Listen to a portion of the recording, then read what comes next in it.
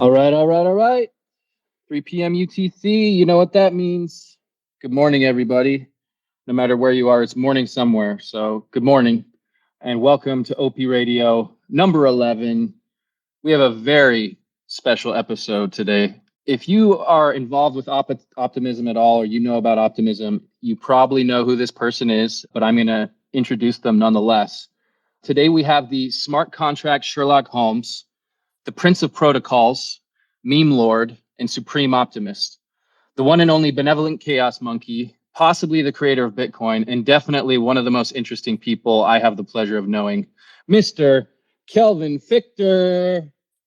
Kelvin, how you doing this morning? Hello. Thank you for the kind introduction. I'm very good. How are you? I'm good as well. I'm very well, thank you. It's a wonderful, what is it today? Wednesday? It's a wonderful Wednesday. It is a wonderful Wednesday where I am. It is, and it's about to get even better. That's right.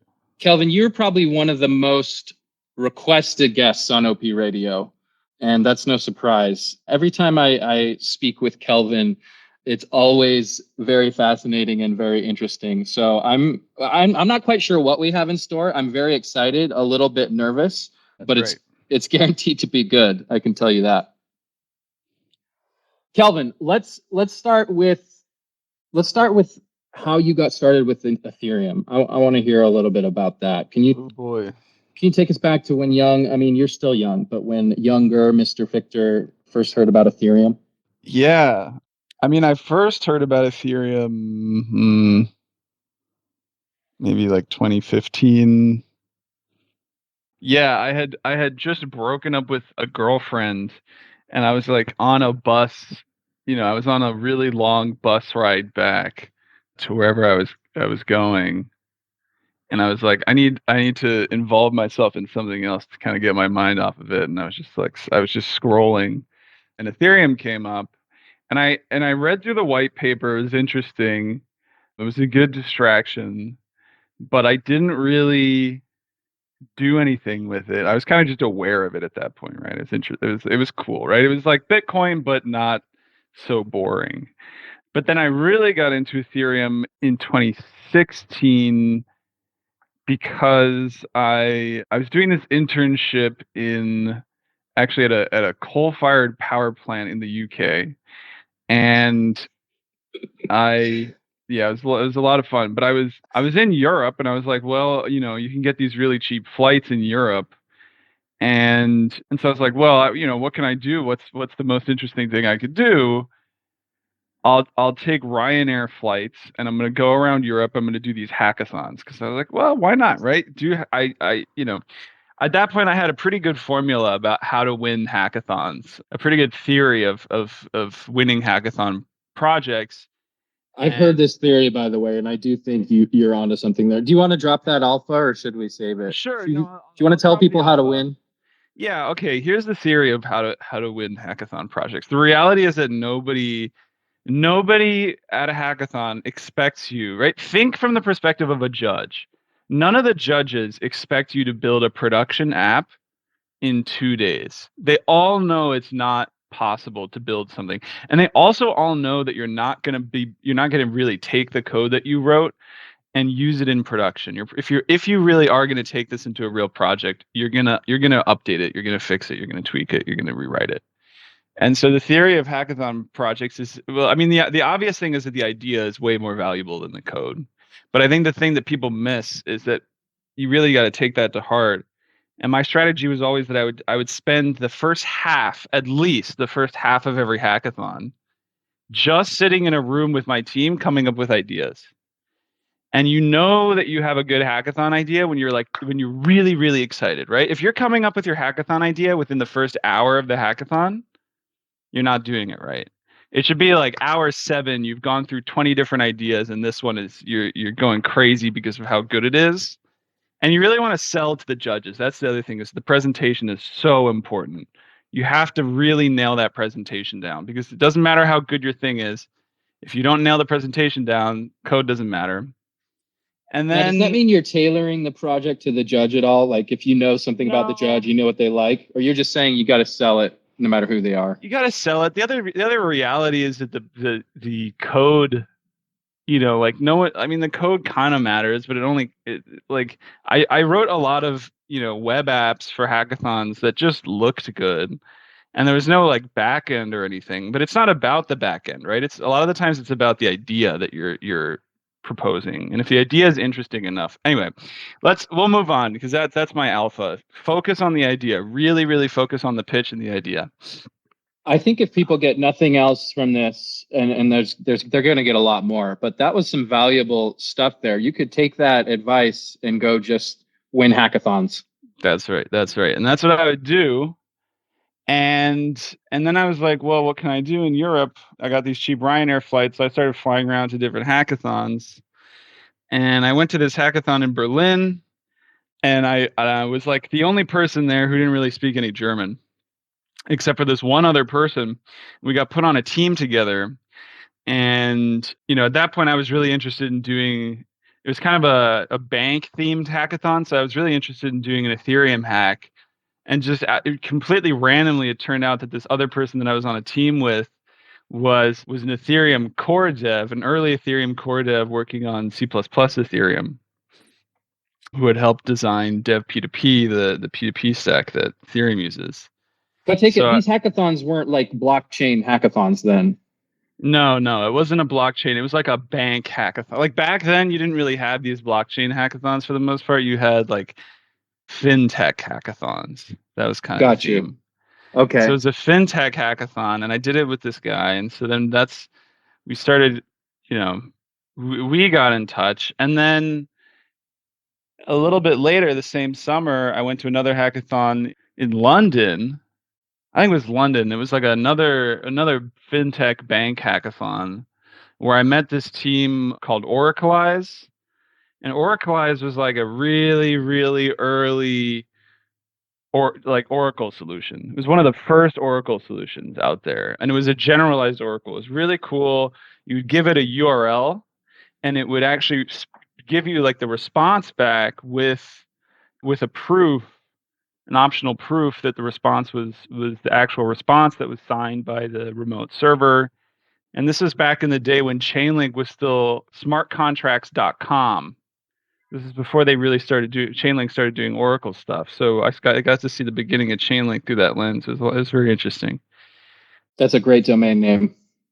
Yeah, smartcontracts.com. I really want that domain. But yeah, so I did this hackathon. I met this team, Oracleize, and we won. We won the hackathon. We did this thing. It's kind of like an early browser wallet thing. It's kind of cool. And it worked with you would plug in your Estonian ID card and it would deterministically generate a wallet from the secret in your Estonian ID card. So every Estonian citizen instantly got access to a wallet, which was really cool. And we won this hackathon. I won 1 Bitcoin. Should have held on to that Bitcoin because it would have been worth a lot more these days, but whatever. And then they offered me a job. So I took a job with them for a little while. It was a little chaotic because I was still in school.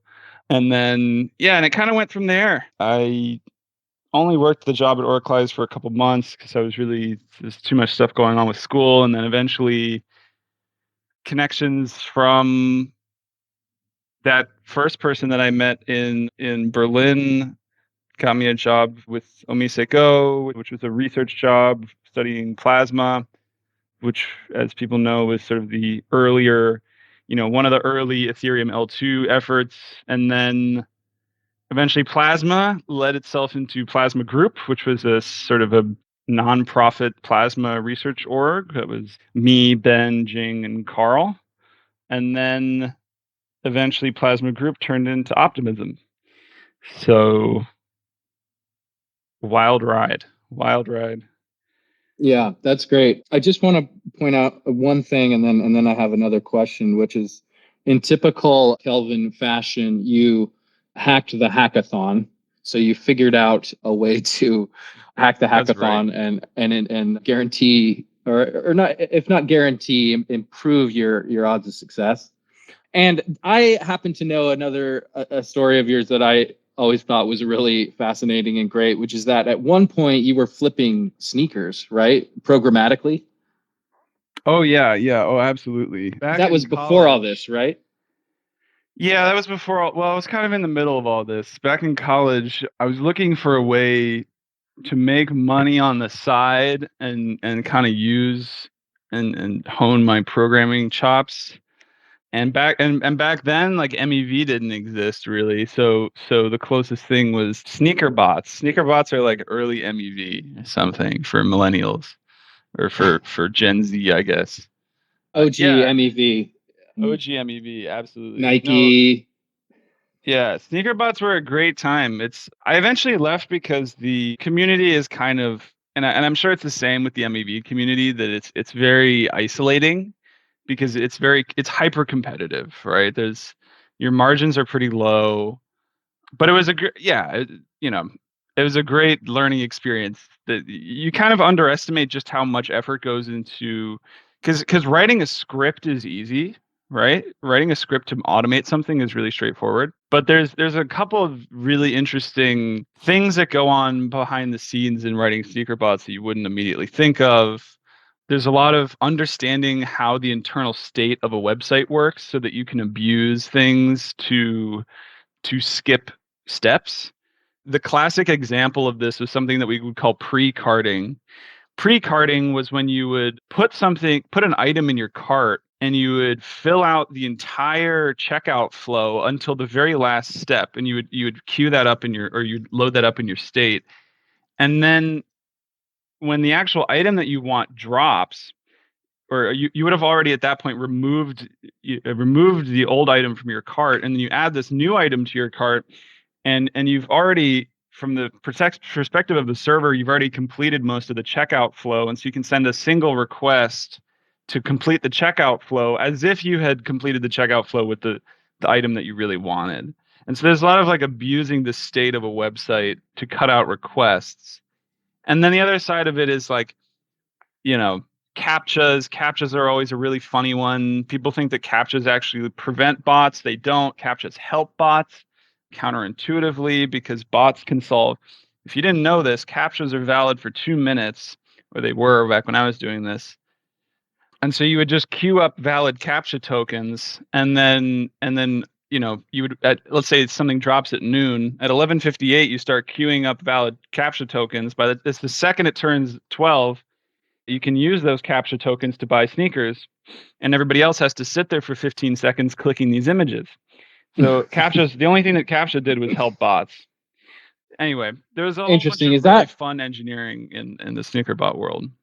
Is that still the case? Do you know, with captchas, or have they gotten Um, better? I mean, I don't know. I'm sure that the captchas still definitely have like a time to live. I don't know. I haven't done this in so long that I don't know if they've gotten any better. But Yeah. it's a cat and I mean, mouse game.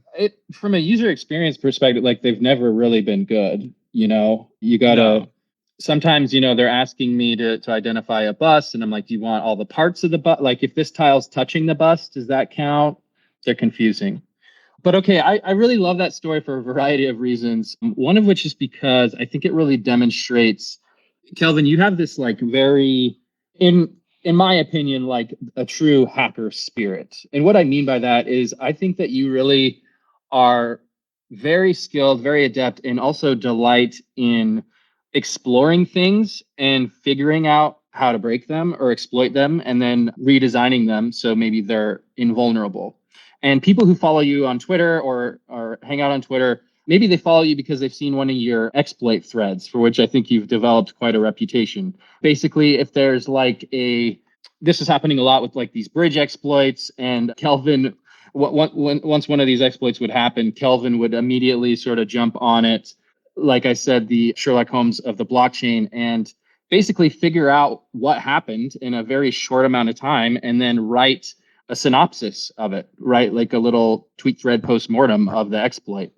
So I think the sneaker story shows that you've always had this inclination to do that. Is that, do you see that about yourself, or?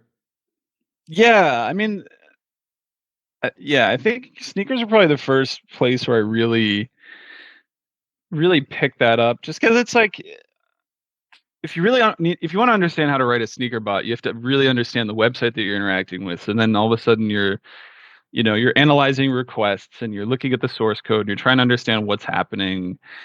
And I have a lot of good stories of like managing to buy something before it was supposed to go live. And then, I have an email thread of a CEO of one of these companies being like, how'd you do that? And I was like, I'm not telling you unless you want to give me an internship. And they didn't give me the internship, so I didn't tell them.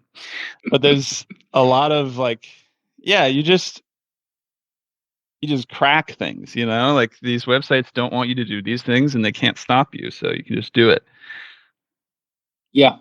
Yeah, I think real world superpowers do exist. I would say like speaking multiple languages is one example. And I would also Absolutely. say speaking computer languages, being able to program is another example. I agree strongly. If you can do that nowadays, you can write your own ticket. I mean, you got the keys to the kingdom right there. I wasn't kidding when I said Kelvin's one of the most interesting people I know. When we were playing OP Craft, he figured out in a very short amount of time. And in case you don't know, OP Craft was this really awesome voxel-based game built on an op chain by the good folks at Lattice. And Kelvin figured out very quickly how to hack this thing so that you could basically like fly, get unlimited resources, and a bunch of cool stuff. So it really is like a superpower that Kelvin possesses.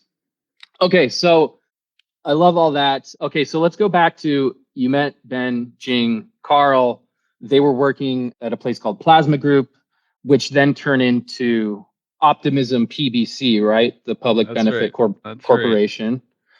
And maybe just like at the start of Optimism, why did you want to be involved in this project? Like, what about it appealed to you? Yeah, well, okay, so it was a bit of a weird time that I was going through. So we started Plasma Group, and I was working at Plasma Group for a while, but I ended up leaving because I was kind of disillusioned with crypto in general. Like, I can go through that in more detail later, but there were a lot of different things. Plasma was so annoying. Plasma was the worst, and I think everyone was kind of sick of Plasma, and there were so many things with Plasma that just didn't make any sense at the time. And it really felt limiting. And then we threw this conference called Scaling Ethereum, and that's kind of when the idea of the optimistic rollup took off. And then, I think Carl kind of immediately saw the value. But at that time I was writing a lot of the code for Plasma Group, and we had just done all this work on this Plasma thing. And all of a sudden we went to start doing this optimistic roll-up thing, and I was like, oh my God, I need a break. So I took a break. That's gotta be painful, right? You've put all this work into something and then you totally switch directions. Yeah, it was painful. It was also in the middle of a lot of discussions I was having with myself about what crypto was all about, and what it was good for, and what the different motivations of people in this space were, and it was really going meta and trying to understand my own role in the space. And so I decided to take a little less than a year off. And yeah, I spent that year doing a lot. I bought a mainframe, which was weird. That took up way too much of my time. What do you mean you bought a mainframe? Like an old computer? Yeah, like a 2-ton. Of course you did. Nice. Were you programming on that thing? No. Were you like feeding it bits of paper? I was gonna make it into like a mixed art piece furniture computer. I wanted to have like a desk and a table that would actually have like computing power in it. Thought that was a really interesting concept. But anyway, and then I also started working on this like East 2 book. I started doing all these different things, and then I started running out of money, and I thought to myself, what should I do? And at that point, Optimism was still, I guess it was 4 people, and it was 4 people that I really, really liked: Ben, Jing, Carl, and Kevin. And at first it was just sort of an interesting technical project to be working on. I mean, and with people that I liked and I trusted, and if I was gonna go into the startup side of things, those were the people that I wanted to be doing it with. So I asked them if they were down to have me again, and they said yes. That's sort of why One could do worse basing one's decision on the company involved, I would say. I think that's a good yeah, I mean, that metric was to really use. the thing, at the very beginning it was about if I'm going to be working on something, I always knew that when you join a startup like that, it's a huge commitment. You're not there for a year, you're there for many, many years, and I wanted to do that with people that I trusted would have my back, and I trusted that they did. But then, I think that really the thing that kept me at Optimism was that the mission is, I truly believe, by far the most radical and also and the most ambitious mission in all of crypto. I don't think it compares. I don't think you can point to a single other project that really, and I think Optimism still to this day needs to do a better job at communicating this publicly. And I guess me being here is sort of part of that. But but yeah, I think by far the goals that Optimism has and the vision that Optimism has for what the systems that we're building are and what they could be is, in my opinion, far more interesting and far more lucid than pretty much any other project in a similar position, right? Any of this like chain layer projects, and that, I yeah, would I would agree. Before we get into kind of what sure, that yeah, is, I'm curious, Kelvin, if you're comfortable sharing. It sounds like okay, you took a little break and you had a big think, right? You had this conversation with yeah. yourself. Did you come back with like renewed sort of conviction and a clearer sense of what your role in the space was? I think one thing that I came back with was sort of an understanding that I can't. You kind of just have to do things sometimes, right? There's this, man, what was that article that mentions this idea that people who are afraid to act sort of retreat into knowledge, right? And I think I was in that sort of Hmm. stage of my life where I was like, that there are so many potential unintended consequences to the work that I'm doing that maybe I just need to study it more. Maybe I just need to read more and understand more, and then maybe I can somehow squeeze all of the uncertainty out of it. But the end result was inaction. And I think the Mm. result of the end, of this sort of year-long meditation was this realization that you kind of do have to just act sometimes and start somewhere, and you don't know always where it's going to go, but if you surround yourself with the right people and people who truly believe in the things that you believe in, that they'll sort of, they will contain the things that you're building to the right things. And that doesn't always mean it's going to go the way that you expect it to go, but and also that doesn't mean that there's not going to be unintended consequences, but I sort of just realized that I had to dive in head first and just see where it was going to take me. But and that's sort of why I ended up at Optimism, was if I was going to do that, if I was going to dive in head first and see where it took me, I needed to be around people that I trusted had the same value set that I did. And I didn't see that, anywhere more than at Optimism.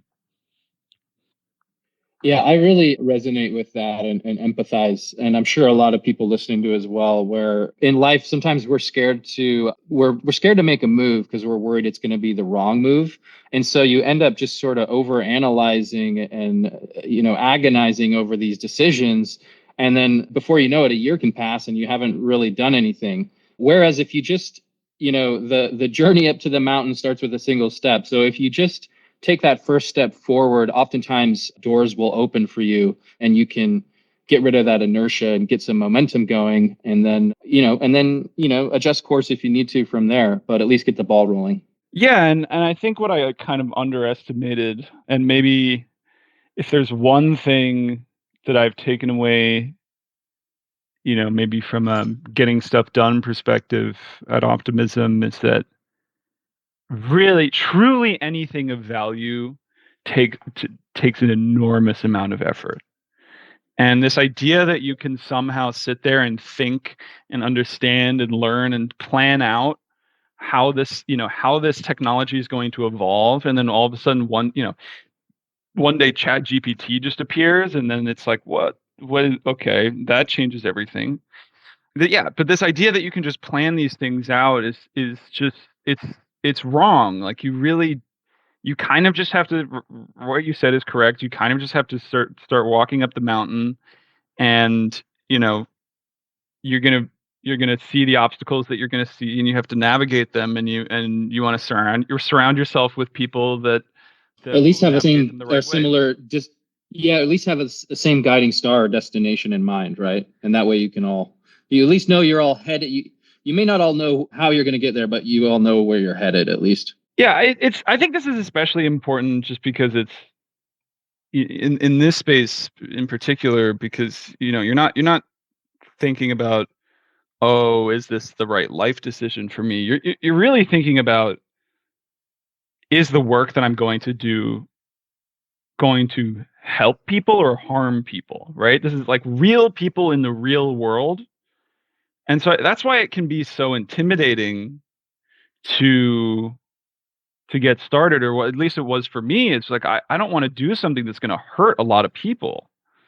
But that eventual realization that, we want to help people, we want to build something useful for people. And if we just sit there thinking about all the different ways it could go wrong, and that's the only thing we ever do, then the end result is we achieve nothing. So, right. Or you decide not to take action because maybe there's a few problems, right? Because nothing is perfect. right. And so you go, oh, well, this isn't perfect, so why bother? So why bother? That's right.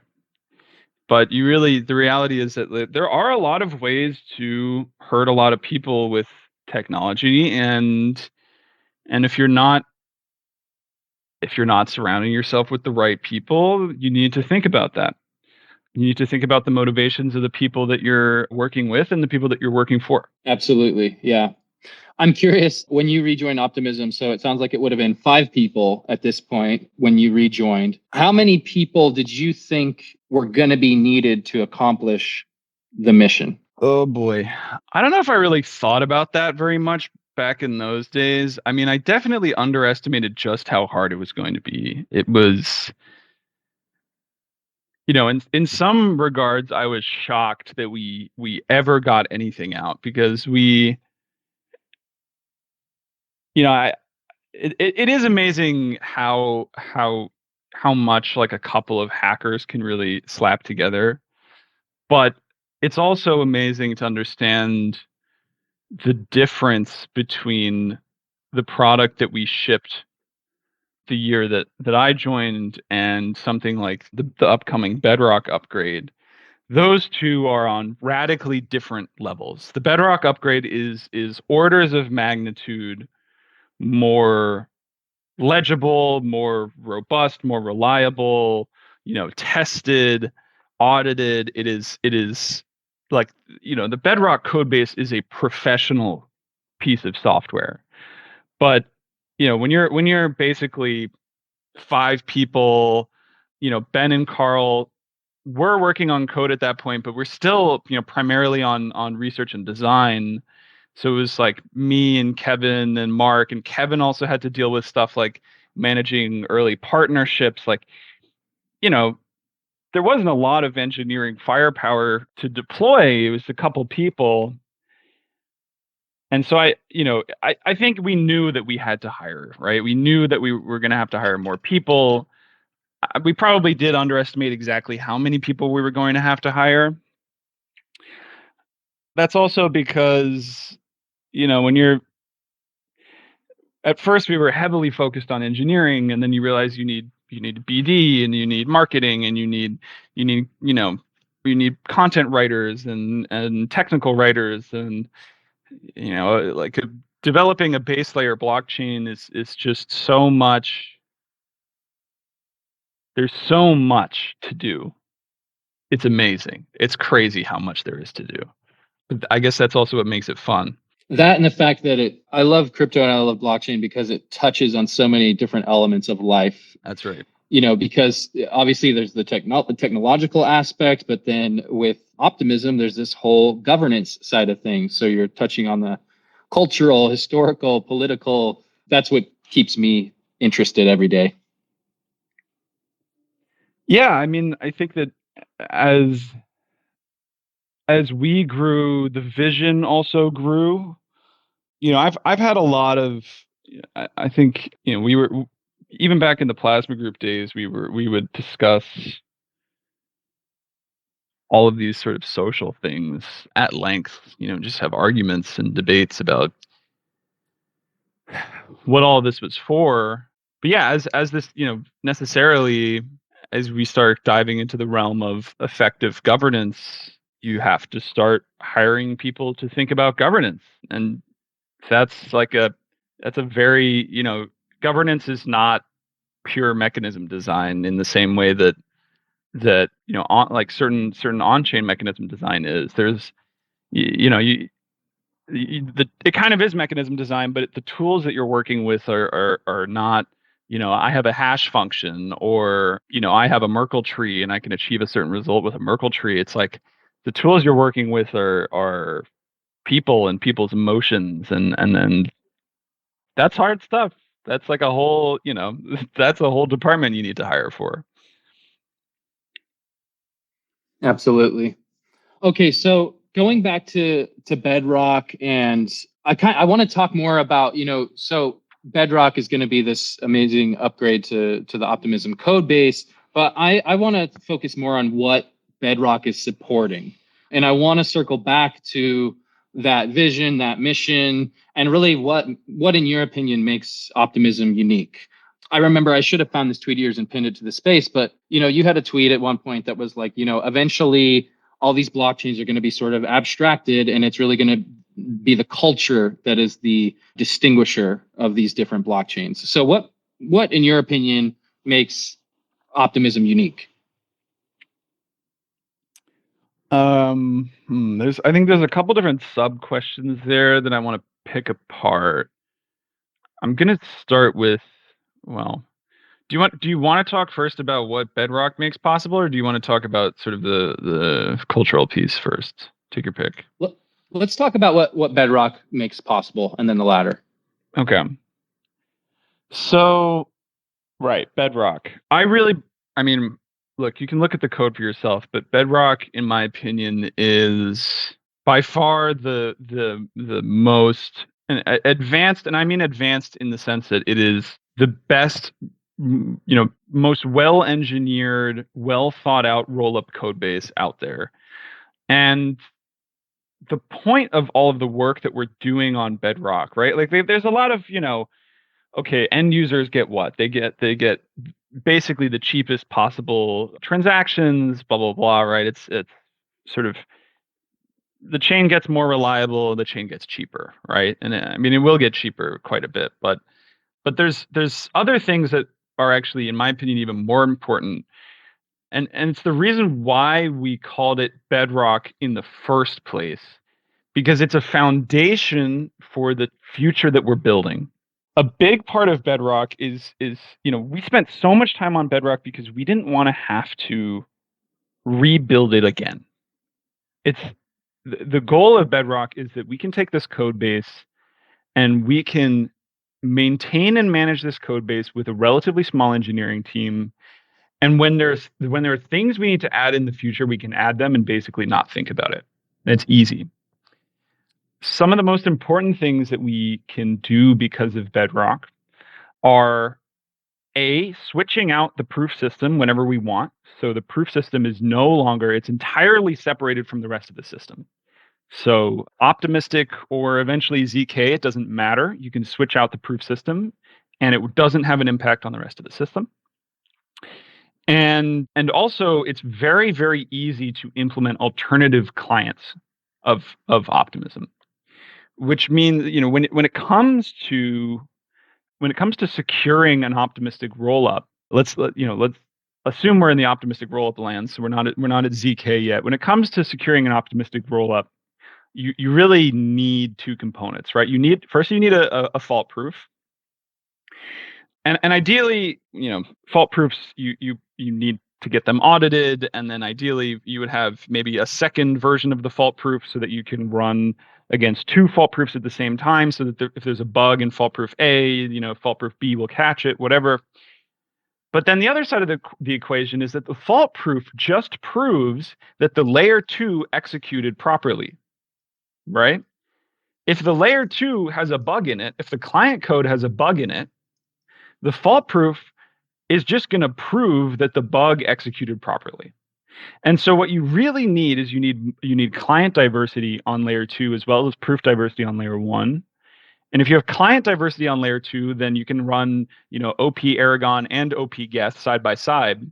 And a bug in OP Geth would get caught by OP Aragon, assuming it's realistically that'll probably happen if there's a bug in one client. And then you can run an OP Geth proof on layer 1, an OP Aragon proof on layer 1, and you catch the differences. And so essentially what Bedrock is trying to do is it's laying the groundwork for Optimism to be the very first chain that can throw away its multisig, or at least can make the multisig can make upgrades, can really turn up the delay period for upgrades so that it's far longer than the fault proof window, because that's really what gets you to true roll-up level security, right? So that's sort of base layer number 1. That's what Bedrock is doing in the first step. And the other step of Bedrock is really creating this shared modular roll-up code base so that other people can also build on top of the code base.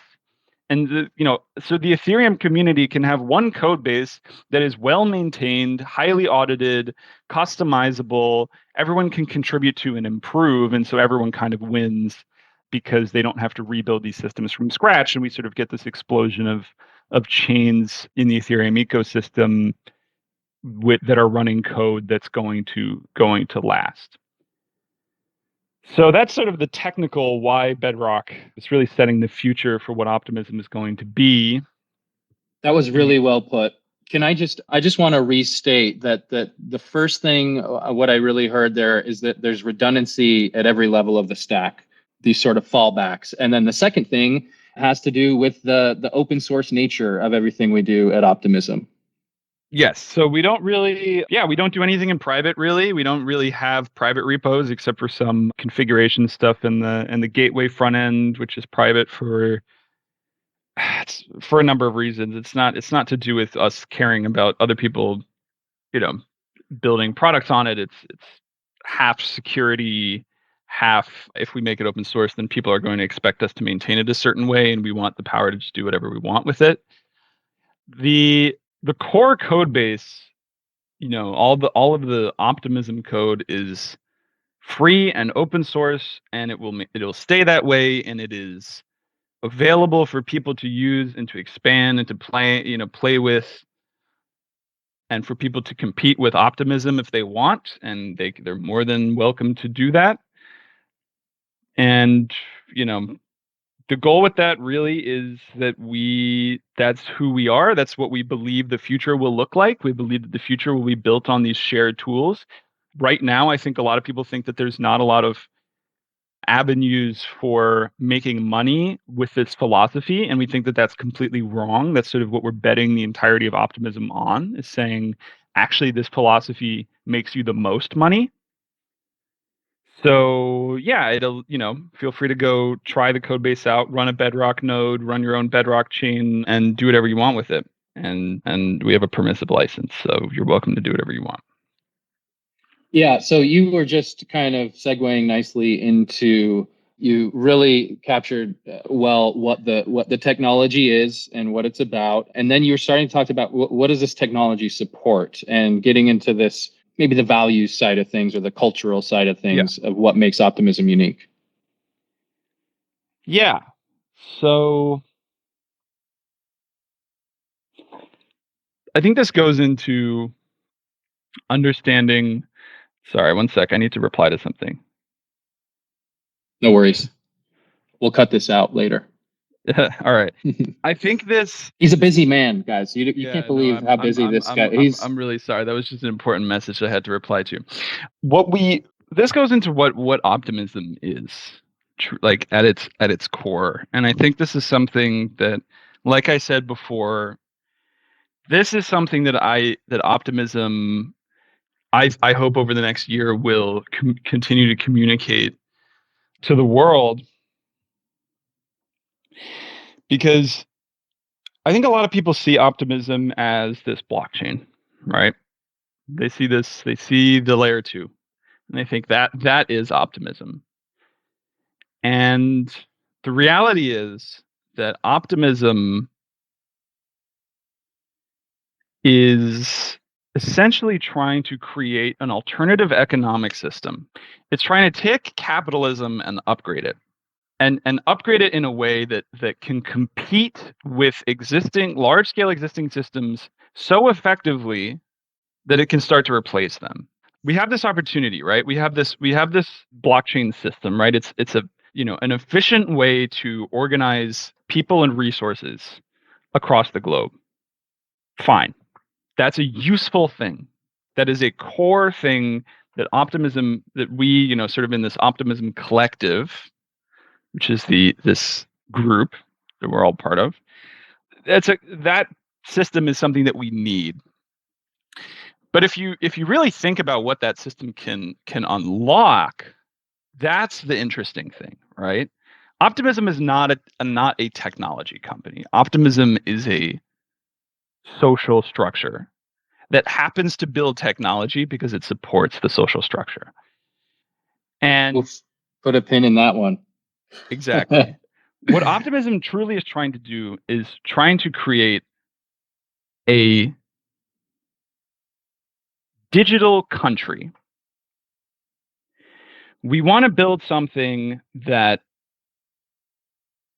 is a self-sustaining economic system, right? Composed of thousands of people, if not, many, many more, online, working together, building things together, generating revenue, right? Generating a GDP, using those resources, sharing those resources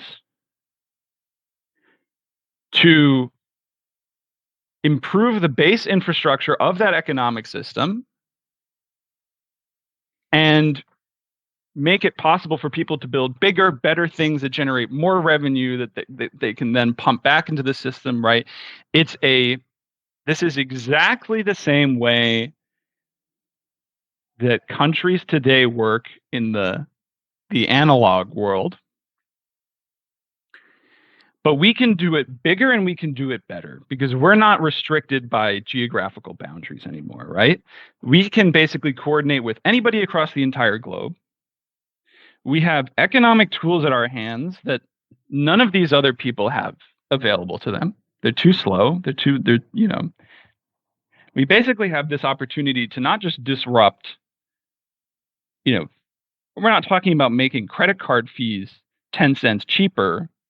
We're talking about fully creating an alternative economic model and imbuing a value set into that economic model that values certain things that aren't being valued in the system that we a lot of us currently exist in.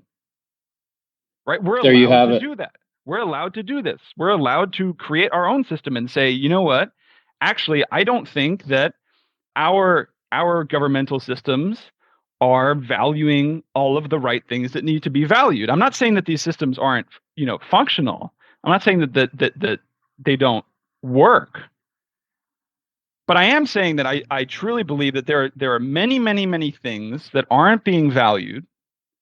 Right? I mean, look how much teachers get paid in the United States. It's a joke. Right? The people who are raising your children and teaching your children to be fully fledged adults get paid nothing. It's a joke, right? That's ridiculous. And so, why is it that we have this system that sort of reinforces that value set? And why is it that we've gotten to this point as a world that a lot of us sort of believe that we can't change anything anymore? right? People sort of mix up, hopefulness with naivete. They think Yeah. if you even dare to improve anything, you're just being naive. And that is such a sad way of living. And optimism is just this rejection of that entire mindset. It's saying, you know what? We have the people, we have the resources, we have the will, we have the mindset, and we're going to do something that for some reason people haven't done in many, many, many years, which is to dare that we can create another economic system that works better, that we can upgrade the systems that we have, we can outcompete, we can install our value sets, and we can value things that aren't currently being valued. And we actually have a chance because we have this base layer technology that makes it all possible. And that's sort of our advantage that's going to allow us to absolutely crush other people, right? Not, I mean, take that how you will, but I'm talking about establishing a new economic system that values people and values humans and values the contributions that we make, especially in the face of this realistically AI future, which we can get into in a while. But as we merge with the machines, we need a way to preserve our humanity throughout that. So there's a lot there, but there is a lot there. And I told you folks you were in for it talking with Kelvin. That was great. I loved every minute of it. And some of that really reminds me of my conversation with Jing. And we talked a little bit about how, yeah, okay, this is a big grandiose vision, but things have changed in the past, right? Industries, ways of living, countries have been disrupted in the past. And I would argue that we're pretty ripe at this point in time for another major disruption. So this huge vision and these big goals may not be so unrealistic as people may seem to think.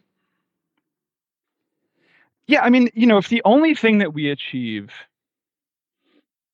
is to prove to people that an alternative is possible, right? I love to recommend people this book, Capitalist Realism. Capitalist realism starts with this quote that says, it's easier to imagine the end of the world than to imagine the end of capitalism, right? And I'm not one of these people who thinks that, oh, capitalism is the devil and we need to shut it all down, right? Like I'm I function within the system and I see its pros and cons. But we can improve it, right? Like we look around and and the reality is it's not perfect. I mean, if it was perfect, none of us would be, why would we even be trying to build the stuff that we're building? It's not perfect. We can improve it. We can make it much, much better. And we can improve it in a way that actually, genuinely dramatically improves our lives. And brings back this sense of control and participation into the systems that essentially rule our lives. And if the only thing that optimism achieves is to convince a chunk of people that it is possible to create an alternative, I think we will have succeeded. Yeah, I just want to underline a point you made there, Kelvin, and it's something that I've heard you say before, and it's that when we talk about things like retroactive public goods funding, what we need to be careful about and really convey there is this isn't charity, right? It's simply better allocating capital to individuals and organizations that are creating impact. Yeah, that's completely correct. I think when a lot of people hear retroactive public goods funding, it has this kind of nonprofit sort of connotation or something. Nonprofit connotation. But the reality is, when my city government builds a road, do I think that that's charity? No, I don't think that a road is charity. The government builds a road because all of the people who use the road, extract value out of it and receive value out of it. And we can actually increase the GDP of our system by building a road. And your town and city benefits from those improvements to infrastructure. Yeah. Exactly. And so retroactive public goods funding maybe we need to do a better job with this, with how we communicate it. But the reality is it's not charity. Retroactive public goods funding is about funding digital roads. It's about increasing the GDP of the Optimism Collective by funding the digital roads that make it possible to build applications that generate revenue that go back into the where that revenue, part of that revenue goes back into the Optimism Collective and makes it possible to fund even more roads. We're not doing something extremely radical. We're doing something that, quite frankly, seems completely obvious and kind of seems ridiculous that nobody else is doing this. Fund the roads. Why, everybody else is building the taverns and then no one's building the roads. The casinos. Everyone's building the casinos. They're pumping money into the casinos, and you need to get to the casinos on these like dirt paths that maybe you should be building roads to your casinos. I don't want to be building casinos, but he's not anti-casinos, folks. He just thinks we should have better roads to them. I think that the other chains can focus more on building roads to casinos, and we'll focus on building. Whatever. Anyway, I'm going to stop talking there. Oh man, that's great, Kelvin. We're coming up close to an hour. I feel like we could just keep going on and on, but what I'd like to do is just have you back on again soon. Is there anything else you'd like to say before we wrap this one up? And I do have one final question for you. Statement. Should have thought of a closing statement before I even got on this call. I have a closing statement. How about that?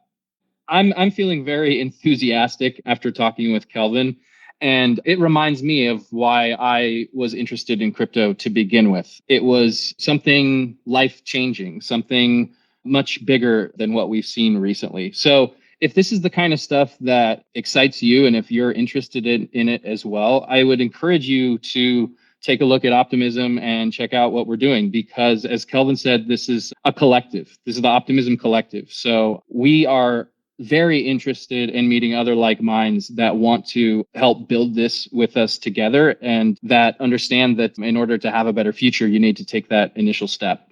There you go. That's my closing statement. All right. And I'll follow it up with saying that I am deadly serious about every single thing that I've said on this Twitter space. I don't just say this stuff because it sounds good. I don't just optimism is not just sitting here saying, oh, we want to create this digital country just because it's like a meme. This is about creating a digital country. This is about creating something that hasn't existed before. This is about taking out all this stuff that we've been working on for all these years and leveraging it into a little pocket of the world that is better, right? Leveraging it into what all of this stuff was always meant to be. And so if you're out there and you're working on a project right now and you're questioning it, you're wondering what the value of your project is, come talk to me. Come talk to other people at Optimism and build the thing that crypto was always supposed to be. Be a part of the thing. The way that crypto is going to prove itself to the rest of the world is something that the rest of the world can't ignore, not just some chain where Web 2 projects can go and deploy and whatever, some big company makes money off of, getting to say that they deployed on crypto or they deployed on some blockchain. Actually do the thing, actually make the change, right? We have an opportunity now. And I don't know if the opportunity is going to stay here forever, but I think there's one place where this is happening, and it's within Optimism. So come talk to me. Come help build a digital country. Come help build the thing that makes it impossible for other people to ignore crypto. And, don't forget that you can still change the world today. Here. I think it should be clear. It certainly is clear to me, and I think it's clear to everyone listening that Kelvin, as well as everybody else at Optimism and OP Labs, really are about that life. So, Kelvin, I want to close this with a little bit on a little lighter note. I have kind of a spicy question for you. People listening may not be aware, but there's a handful of good freestyle rappers at Optimism. And you've been privy to some of these ciphers where people have been known to rhyme a few words. So That's my great. question for you is, who is the best freestyle rapper at Optimism, in your opinion? I think the answer quite clearly is Carl is the best at getting into the flow state that you need to be in to freestyle. You know, it's the same thing as when you're making music. You really need to be in the zone, and you can't be thinking too hard about it. You kind of just have to feel it. I think Carl is by far the best at sort of. I think when you start freestyling, there's a lot of anxiety that comes with it because you're worried about sounding stupid. And Carl's by far the least worried about sounding stupid. And that sounds like a joke, but it really is what helps you be a really good freestyle rapper. But he's also the only one who freestyles in the shower, which probably helps too. If you want to learn I to can freestyle, a very good strategy is you go in the shower, you pick a word, and you just sit there and you rhyme every single word that you can possibly think of that rhymes with that word. I can second that. I've seen Carl freestyle, and it's almost like he becomes a different person. He really steps into that freestyle persona. I think he should have a nom de plume. He should have an MC name. I think that might help us distinguish, when is Carl talking and when is Carl the rapper freestyling. So Yeah, I'm gonna think on that. Flossie or something. We call him Floss. Yeah, Carly Floss. How about that, Carly Floss? I love it. That's great. Yeah, Carly Floss, MC Carl Floss. That's right. MC Flossy Bossy. Okay, we'll keep noodling on it. That's right. All right. With that, I think we're going to close this out. Kelvin, thank you so much. This was everything I hoped for and more. And let's get you on here again soon because I feel like we barely scratched the surface here. Let's do it. Awesome. Thank you, everybody, for coming. Come hang out next time. Build the future, etc., etc. Do you want to do the sign off, Kelvin? By the way, everybody, that sign off, Kelvin created that. Have you heard how I sign these off? No, I haven't. See you on the internet. Stay optimistic. Ooh, I do say that a lot. See you on the internet. That was a Kelvin original. I borrowed that from him. So stay optimistic, everybody. We'll see you on the internet. See you later. Bye.